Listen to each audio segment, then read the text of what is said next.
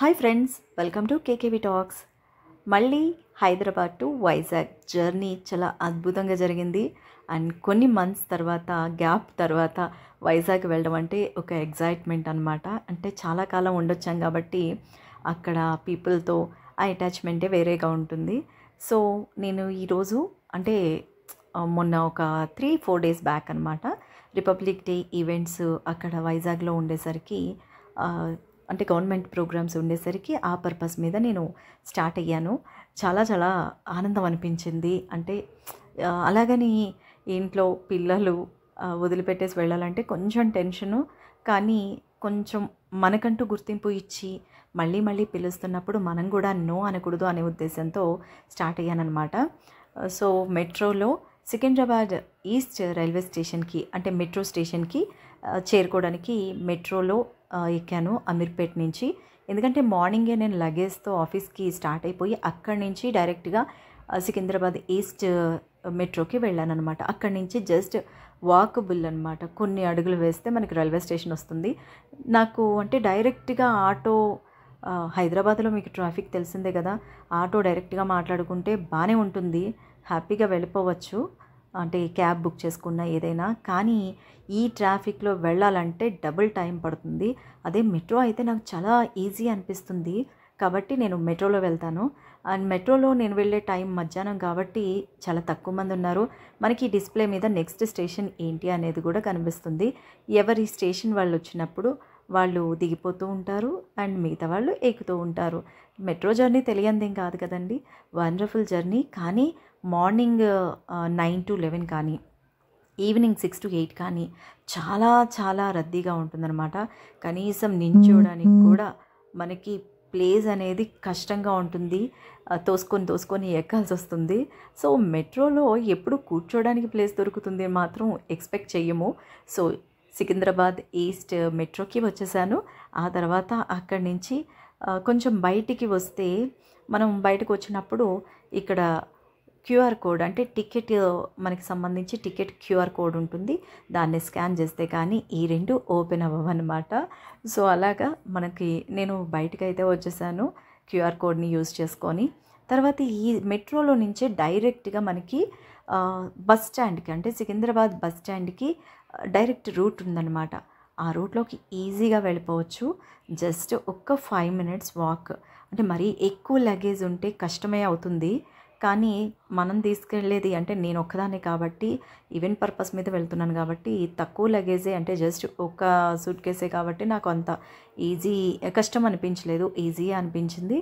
And ఇలాగా మనం అలా ముందుకు వెళ్ళిన తర్వాత చాలామంది కన్ఫ్యూజన్ కూడా అవుతూ ఉంటారు, ఈ రూట్లోంచి ఇలాగేనా అలాగేనా అని. బట్ చాలా సింపుల్. అక్కడ ఎవరిని అడిగినా కూడా మనకి ఈజీగానే చెప్తూ ఉంటారు రైల్వే స్టేషన్కి ఎలా వెళ్ళాలి అనేది కూడా. చక్కగా అందరూ మంచిగా అంటే కోఆపరేట్ చేస్తూ ఉంటారు. ఎవరిని ఏ ఇన్ఫర్మేషన్ అడిగినా కూడా చాలా ఈజీగా చెప్తూ ఉంటారు. మనకి ఇక్కడి నుంచి అంటే ఇదంతా రోడ్డు మీద బ్రిడ్జ్ అనమాట, మెట్రోలోంచి ఇక్కడ నుంచి మెట్లు దిగచ్చు, ఈ పక్కకి వస్తే లిఫ్ట్ కూడా ఎక్కచ్చు. లగేజ్ ఉన్నప్పుడు లిఫ్ట్లో వెళ్ళడం బెటర్ కాబట్టి, ఎందుకంటే డైరెక్ట్గా కిందకి వెళ్ళిపోతాము, ఆ మెట్ల వే అయితే కొంచెం ఇబ్బందిగా ఉంటుంది. తర్వాత ఇది బస్ స్టాండ్ అనమాట. Bus stand back side just ఒక చిన్న గ్యాప్ ఉంటుంది, అటువైపు నుంచి బస్సులు వెళ్తూ ఉంటాయి. సో ఈ విధంగా కొంచెం జస్ట్ ఒక 100 అడుగులు వేస్తే మనకి ఈజీగా రైల్వే స్టేషన్లోకి ఎంటర్ అయిపోతాం. అది కూడా ప్లాట్ఫామ్ నెంబర్ 1 అనమాట. ప్లాట్ఫామ్ నెంబర్ 1 అంటే మనకి మెయిన్ గేట్ అన్నట్టే లెక్క. సో ప్లాట్ఫామ్ నెంబర్ 1లోకి వచ్చేసాను. చాలా ఈజీగానే ఉంటుంది వే అయితే. ఈ విధంగా వచ్చేసిన తర్వాత మనం ప్లాట్ఫామ్ 1లోకి వెళ్ళిన తర్వాత వందే భారత్ ఎక్స్ప్రెస్ కాబట్టి అది షార్ప్ టైం అయితే మెయింటైన్ చేస్తుంది. కానీ ఈరోజు మాత్రం ఒక 40 minutes డిలేలో నడుస్తుంది అనమాట. మనకు ఆల్రెడీ ఇంటిమేషన్ అనేది ఈజీగానే తెలుసుకోవచ్చు, ఎందుకంటే మనకి ఫోన్లో ట్రాక్ మై ట్రైన్ అనేది ఉంటుంది కదా, మై లైవ్ లొకేషన్ ట్రైన్ అని.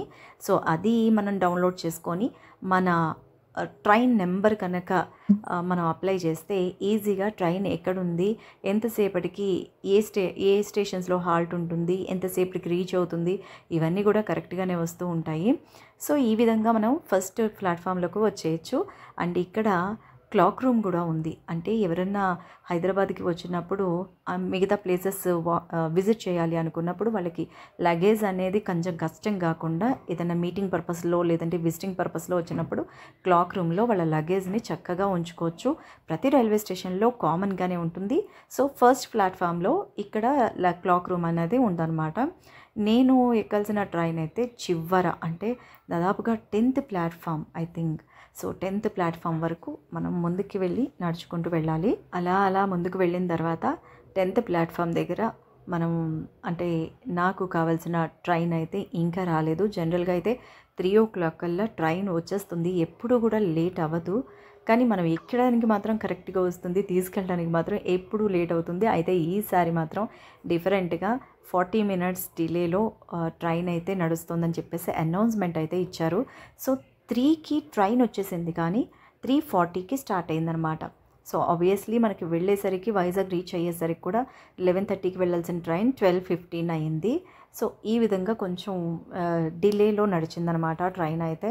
సో వందే భారత్ అంటే కొంచెం సీటింగే, కానీ ఈ సీటింగు ఈ వందే భారత్ టైమింగ్ అంటే ఫాస్ట్గా వెళ్ళిపోవడానికి అంతా బాగానే ఉంటుంది, కానీ మనకి ఒక్కటే ప్రాబ్లం, సీటింగ్ మాత్రం అంత కంఫర్ట్గా ఉండదు. అంటే ఎక్కువసేపు కూర్చోవడానికి కొంచెం కంఫర్ట్ అనేది చాలా తక్కువగా ఉంటుంది అనిపించింది. చిన్న చిన్న సీట్స్ అనేది ఉంటాయి. అండ్ అంటే ఇక్కడ హైదరాబాద్ నుంచి విజయవాడ, వరంగల్, ఖమ్మం ఇలాగా ఇవి వరంగల్, ఖమ్మం మీదుగా వెళ్తుంది కాబట్టి ఆ మధ్యలో దిగే వాళ్ళకి హ్యాపీగా ఫాస్ట్గా వెళ్ళిపోవచ్చు. ఇది బెటర్ ఆప్షన్. కానీ హైదరాబాద్ నుంచి వైజాగ్ వెళ్ళే వాళ్ళకి మాత్రం నరకం చూస్తారు కొంతమంది అయితే పాపం. అంటే పెద్దవాళ్ళు, కొంచెం లావుగా ఉన్న వాళ్ళకైతే ఏంటంటే సీటింగ్ అనేది కొంచెం ఇబ్బందిగా ఉంటుంది. అండ్ దానిలో ఫుడ్ కూడా మామూలుగా మనకైతే 1650 ఎంతో ఛార్జ్, అంటే విత్ ఫుడ్తో. అదే ఫుడ్ లేకుండా అయితే 1300. బట్ ఫుడ్ మొత్తానికి ఏదో ఇస్తారు, ఏదో చిన్నపిల్లలకి స్నాక్స్ లాగా ఒక సమోసా, సాసు, ఒక డ్రింక్, నెక్స్ట్ కాఫీ కలుపుకోవడానికి కాఫీ ఆర్ టీ అవి ఇస్తారు, ఏవో ప్యాకెట్స్ ఇస్తారు చిన్నపిల్లలాగా. సో ఇవి అంటే జస్ట్ స్నాక్స్ అనమాట. జస్ట్ అంటే 3:34 కల్లా ఖమ్మం వచ్చేసరికల్లా ఈ ప్యాకేజ్ అంతా ఇస్తారు. తినేవాళ్ళు ఇష్టంగానే తింటారు, చిన్నపిల్లలు అయితే మంచిగా ఎంజాయ్ చేస్తూ తింటారు. బట్ నాకు నార్మల్గానే ఫుడ్ ఇష్టం ఉండదు కాబట్టి ఇలాంటివి అయితే ఇష్టం ఉండదు. అండ్ మనకి 8 అలాగ అయ్యేసరికి ఫుడ్ కూడా ఇస్తారు. రోటీ, పన్నీర్ కూర ఇవన్నీ కూడా ఇచ్చారు. అంత నాకైతే నచ్చలేదు. ఏదో ఒకటి మమ అనిపించాను. కోల్డ్ రైస్ అండ్ రోటీ తిని ఏదో మమ అనిపించాను అనమాట. ఫుడ్ అయితే అస్సలు బాగుండదు. మనం క్యారీ చేసుకోవడం బెటరు. ఎందుకంటే నార్త్ ఇండియన్స్ అయితే ఈ ఫుడ్ని లైక్ చేస్తారు. మన వాళ్ళైతే మాత్రం, అంటే కొంచెం ఉప్పు కారాలు తినే వాళ్ళైతే మాత్రం ఈ ఫుడ్ని అంత ఇష్టపడరు. చక్కగా ఇంటి నుంచి పెరుగన్నం తీసుకున్నా కూడా హ్యాపీగా ఫీల్ అవుతారు. మనకి అంటే వితౌట్ ఫుడ్ టికెట్ తీసుకోవడమే వందే భారత్కి బెటర్ అనేది నా ఆప్షను. మరి వేరే అవైలబిలిటీ వాళ్ళదే అనుకోండి. సో తర్వాత మొత్తానికి 12:30 అలాగా ట్రైన్ అయితే వైజాగ్ని రీచ్ అయింది. వైజాగ్లో దిగిన వెంటనే ఒక ఆనందం అనమాట. అంటే ఎంతో కాలం, ఎన్నో ఏళ్ళు ఇక్కడే ఉండి ఈ రైల్వే స్టేషన్లో ఇటు ఈ రోడ్ల మీద తిరిగిన ఫీలింగ్ ఎవరికైనా ఉంటుంది కదా. సో అంత హ్యాపీ అనిపించింది. అండ్ నైట్ వచ్చేసరికి మా వాళ్ళు, తెలిసిన వాళ్ళు, ఫ్రెండ్స్ అందరూ ఉన్నారు, తీసుకెళ్ళడానికి వస్తామన్నారు. పెద్ద భయం ఏముంది, పర్వాలేదు మనకు అలవాటైన ఏరియానే కదా అని చెప్పేసి ఆటోస్ ఎలాగో ఉంటాయి, ఎక్కడికక్కడ మనకి తెలిసిన రూట్స్. కొత్త చోట అయితే ఎటు వెళ్తాడు, ఎటు తీసుకెళ్తాడు అనేది భయపడాలి. బట్ పర్వాలేదు, ఇక్కడైతే నేను ఒక్కదాన్ని హ్యాపీగా ఇంటికి వెళ్తూ ఉంటే ఆ రోడ్లలో తిరిగిన రోజులన్నీ గుర్తొచ్చాయన్నమాట. నేను మా పిల్లలతో ఎన్నిసార్లు, నెంబర్ ఆఫ్ టైమ్స్ ఆ రోడ్లలో తిరిగిన వాతావరణం, దాల్రాజు సూపర్ మార్కెట్, ఇలాగ ఒక్కొక్కటి చూస్తూ ఉంటే ఒక ఆనందం వేసిందనమాట. సో ఇలా సాగిందండి నా జర్నీ అయితే. అంటే మనం ఎప్పుడైనా పండగలకి సొంత ఊళ్ళకి వెళ్తే ఎలా ఫీల్ అవుతామో నాకు అదే ఫీలింగ్ అయితే కలిగింది. సో, నా ఫీలింగ్‌ని మీతో షేర్ చేసుకోవడానికి ఈ వీడియోలో ఈ జర్నీ అంతా చెప్పాననమాట. అండ్ నన్ను ఆదరిస్తున్నారు చాలా మంది subscribers. Thank you so much. మరి మీ సపోర్ట్ నాకు ఇన్ ఫ్యూచర్‌లో కూడా అలాగే ఉండాలి. నా వీడియోస్‌ని ఖచ్చితంగా చూడండి, సబ్స్క్రైబ్ చేయండి, షేర్ చేయండి, లైక్ చేయండి.